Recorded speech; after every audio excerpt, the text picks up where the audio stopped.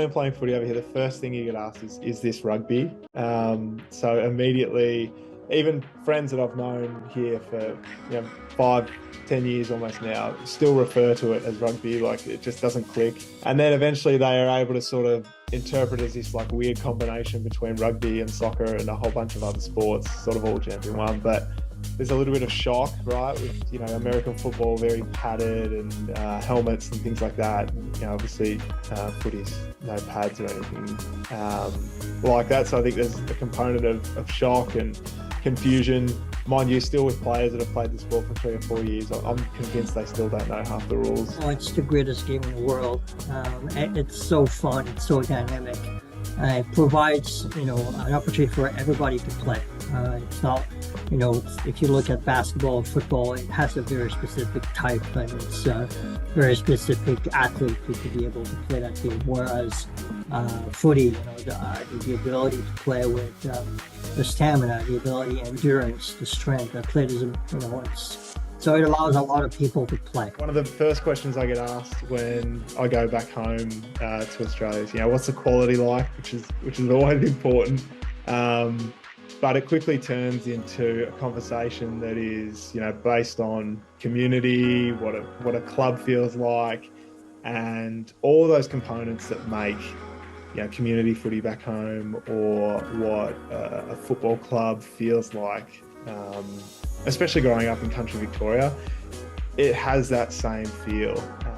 And so from a community point of view, it's still the reason why I live in the US, the fact that I have this great exposure and great connection to home, which is footy.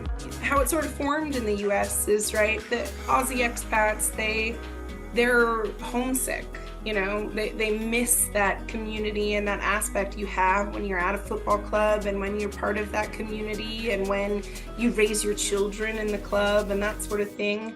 And I think that was some of the original intention, is just that homesickness and wanting to build the same thing here. So I feel like that general community and that vibe, most of our clubs are modeled around that, in terms of, when you're here, your family, and that extends, on the field, off the field, into, it bleeds into every aspect of your life, but in a really good way.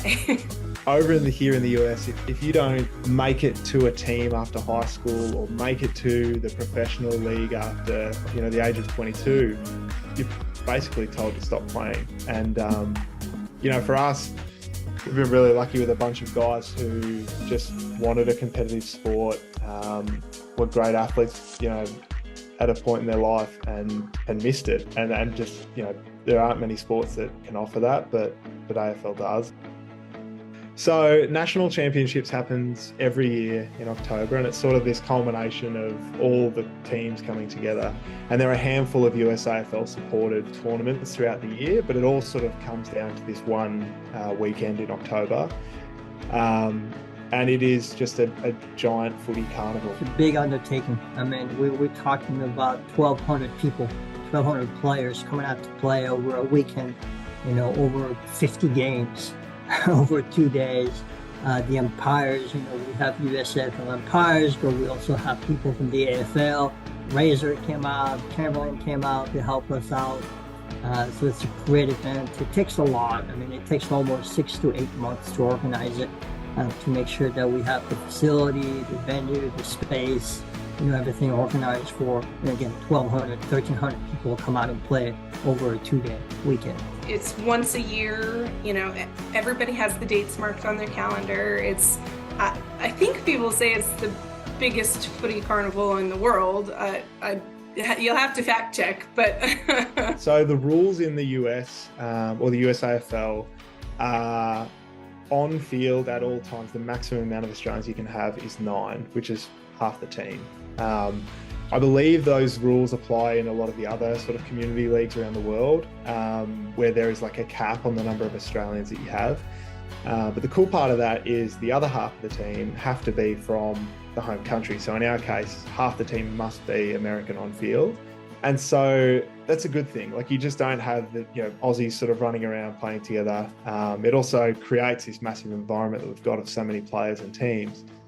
we've got guys who are former Division 1 basketballers, footballers, track athletes, really talented individuals that learn the game in their sort of early to mid 20s, and the stuff they do on field is things that you never really grew up with or thought could happen on a field, but they just create some really special moments in games, and they're the difference between winning and losing. Yeah. Someone at the 25th anniversary gala said it best. You've got life before footy and then life after footy. It becomes a part of everything. It's not just the sport, it's the people, the friendships. I can't imagine life without football.